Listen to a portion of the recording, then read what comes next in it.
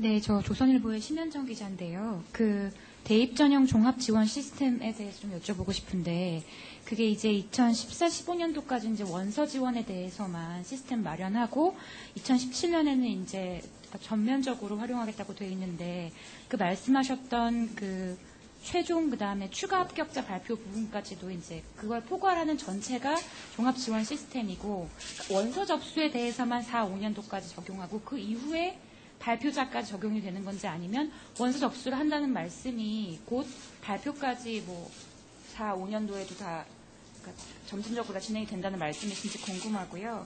그 다음에 그 문이과 그 일부 융합 전제 통합 그 나와 있는 보도자료 부분에서 보면 첫 번째로 이제 그러니까 문이과 순서, 지금은 이제 수리가 나를 이제 가를 이과가 보고 나를 문과가 보고 있는데, 보도자료 내용을 보면 문이과 순서대로 가 나가 돼 있거든요. 그러면 설마 아니겠지만 혹시 그 문이과가 이제 그 수학시험 보는 이 명칭이 수리 가나가 바뀌는 것인지 답변해 주면. 기존 현행 골격에서 말씀드리는 겁니다. 네네네. 네,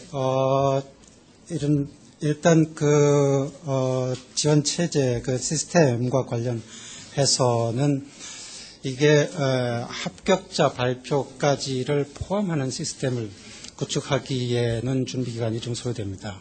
따라서 1차적으로는 지원 자체를 간편하게 만드는 체제로 운영을 하면서 실제로 사실은 학생들이 여러 번의 지원 선택 기회를 갖기 때문에 그 기회를 포함해서 합격자를 사정하는 데서는 그 알고리즘에 근거한 실제로 시스템을 만드는 데부터 상당히 다양한 노력들이 필요해서 점진적으로 완전한 형태를 갖춰가게 될 거라고 말씀드릴 수 있겠습니다. 그리고 현행 골격을 유지하는 안에 대해서는 수학에서 큰 변화가 없는 것입니다.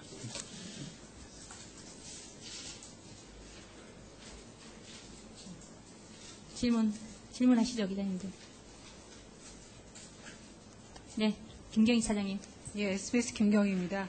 저 장관님께 여쭙고 싶은데요. 선택형 그 A, B, 2번 수능이 그 안고 있는 부작용을 고려하여 정말 한 회만 시행하는 것으로 결론을 내리셨는데요.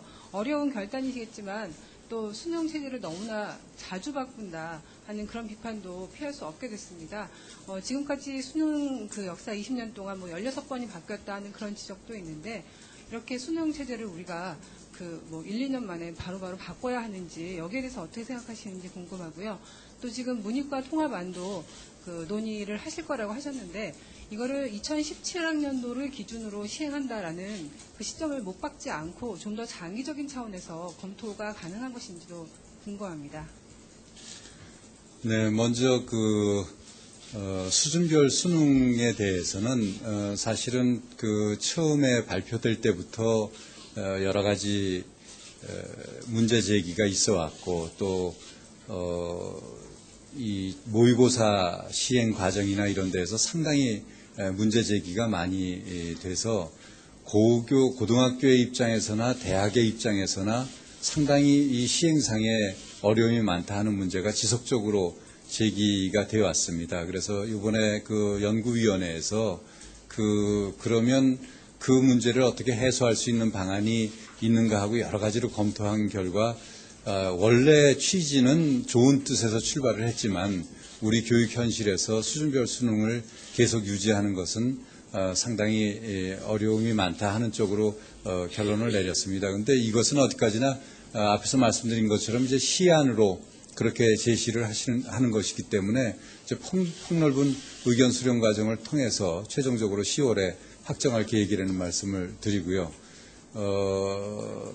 두 번째 말씀이 문이과 통합에 대한 문이과 통합 이 부분은 사실은 수능 체제를 상당히 많이 변화시키는 그런 내용이라서 처음에 논의될 때부터 상당히 좀 이건 깊이 고민을 해봐야 될 문제다, 이런 쪽에서 이제 검토가 됐습니다. 그런데 지금 우리나라 고등교육이 안고 있는 그런 문제들을 생각을 하면 적어도 이 시점에서 한번 공론화는 필요한 문제가 아니냐 하는 쪽으로 연구위원회에서 의견이 모아졌고 저희도 그 점에 대해서 공감을 하게 됐습니다. 그래서 그 방안에 대해서 뭐 이제 그 앞에서 말씀드린 것처럼 학생들의 부담을 최소화한다는 입장에서는 현행 골격을 유지하는 안에 저희가 최우선적인 그 비중을 두고 있기 때문에 그런 방향으로 하되 정말로 공론화 과정을 통해서 사회적인 합의가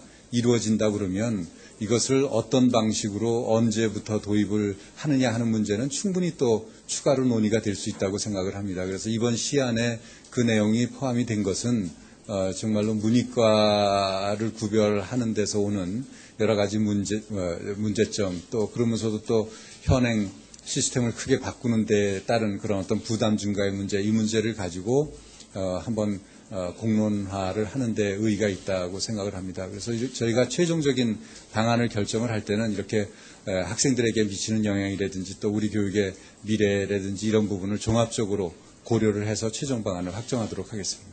2014년도 수능체제 개선 방안이 3가지 안이 있는데요. 일부 탐구 영역이나 이런 부분에 있어서 그 반응이 많이 엇갈리고 있습니다. 그래서 1안, 2안, 3안 이렇게 구분이 되어 있긴 하지만 이 안 외에 사안이 나올 수 있는 건지 아니면 1안과 3안이 이렇게 절충된 안이 이렇게 변형되어서 나올 수 있는 건지 그게 궁금합니다.